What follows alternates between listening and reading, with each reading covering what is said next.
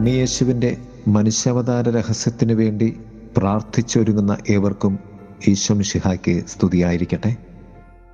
തിരുസഭ മാതാവ് ഇന്ന് നമുക്ക് നൽകുന്ന വചനധ്യാനം മത്തായിയുടെ സുവിശേഷം 1-ാം അധ്യായം 18 മുതൽ 25 വരെയുള്ള വാക്യങ്ങളാണ്.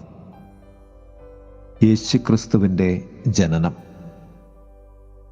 ദ്വൈത സത്യങ്ങളുടെ 4 ചിന്തകളാണ് ഈ സുവിശേഷത്തിൽ പങ്കുവയ്ക്കപ്പെടുന്നത്.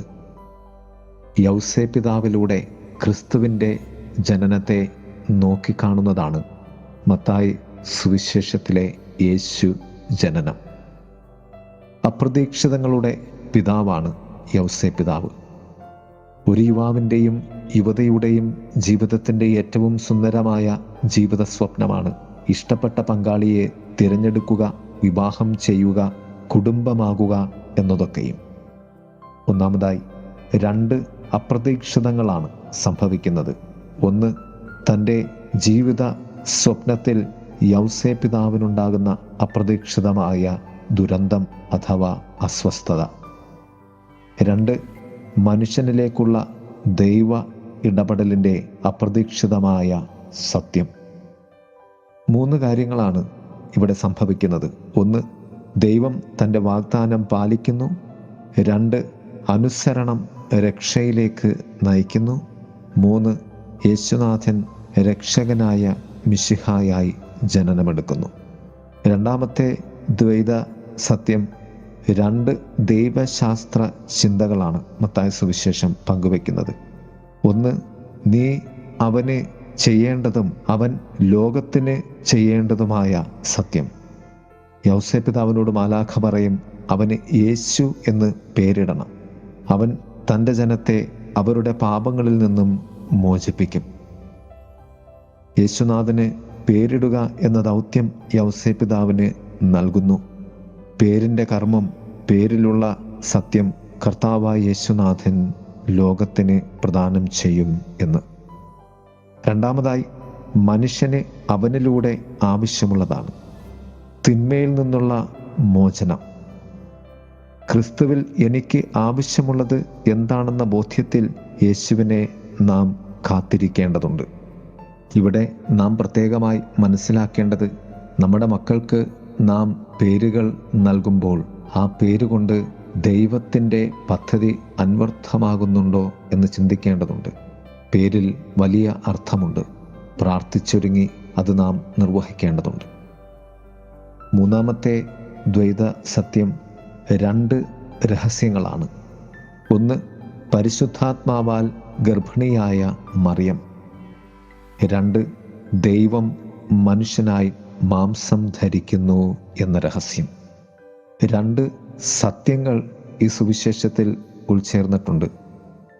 4-ാം ദ്വൈത ഭാവം ഇതാണ്: ദൈവം മാംസം ധരിച്ച് മനുഷ്യനായി എന്ന സത്യം.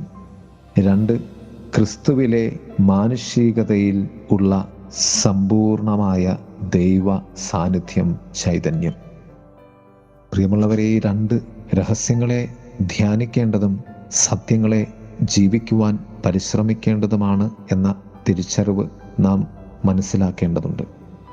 ഈ രഹസ്യങ്ങളുടെയും സത്യങ്ങളുടെയും മധ്യേ നിലകൊള്ളുന്ന ഏറ്റവും വലിയ ദൈവിക പദ്ധതിയാണ് ദൈവം നമ്മോട് കൂടെ എന്നർത്ഥമുള്ള ഇമ്മാനുവേൽ എന്ന ദൈവവചന സാക്ഷാത്കാരം. നമ്മിലുള്ള ഏറ്റവും വലിയ സാധ്യത നമ്മുടെ മധ്യേ ഉള്ള ദൈവത്തോട് കൂടെ ആയിരിക്കുവാനുള്ള സാധ്യതയാണ്. അതാണ് ക്രിസ്മസ് സത്യം. അതാണ് നാം അത്യുന്നതങ്ങളിൽ പാടുവാൻ തയ്യാറാകുന്ന ആ മഞ്ഞു പെയ്യുന്ന രാത്രിയുടെ സത്യം. ക്രിസ്തുമസിന് പുതുമയൊന്നുമില്ല, എല്ലാ വർഷവും ഉള്ള ക്രിസ്മസ് തന്നെയാണ്. എന്നാൽ ക്രിസ്തുമസ് അനുഭവത്തിന് പുതുമ ഉണ്ടാകണം.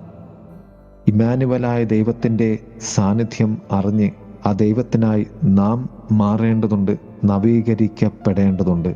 ഇത് ഏറ്റവും അനിവാര്യമുള്ള സത്യമാണ്.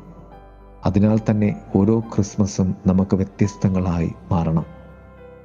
ദൈവ സാന്നിധ്യത്തിൻ്റെ, ജനനത്തിൻ്റെ ഇമ്മാനുവൽ അനുഭവം നമ്മുടെ ജീവിതത്തിൽ നമുക്ക് എല്ലാവരുമായി പങ്കുവയ്ക്കുവാൻ, നമുക്ക് ആത്മീയമായി മാനസാന്തരത്തിലൂടെ, നവീകരണത്തിലൂടെ ആത്മീയ ദാഹത്തോടുകൂടി ഒരുങ്ങാം.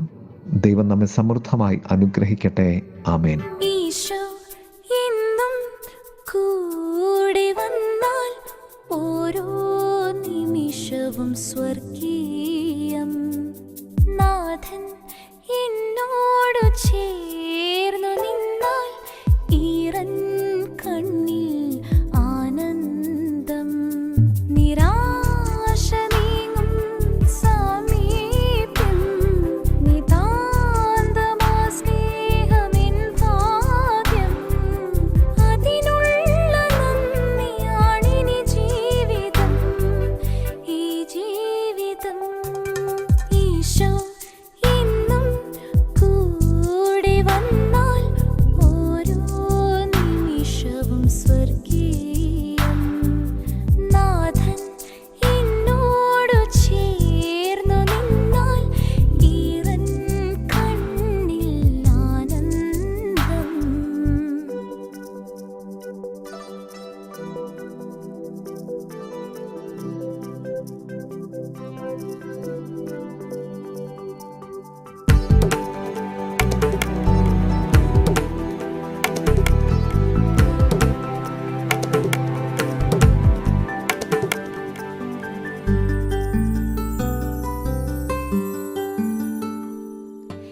ഇരുളിൽ തെളിയുന്നൊരാമുഖം, പുലർക്കാലമഞ്ഞുപോൽ സുഖദം. ഉരുകും വെയിലിൽ ആ സ്വരം, പനിനീർത്തുള്ളിപോൽ മധുരം. ഒരു നോക്കിലകലും എൻ സങ്കടം, അതിനുള്ള നന്ദിയാണിനി ജീവിതം, ഈ ജീവിതം. ഈശോ എന്നും കൂടെ വന്നാൽ ഓരോ നിമിഷവും സ്വർഗീയം. നാഥൻ എന്നോടു ചേർന്നു നിന്നാൽ ഈറൻ കണ്ണിൽ ആനന്ദം.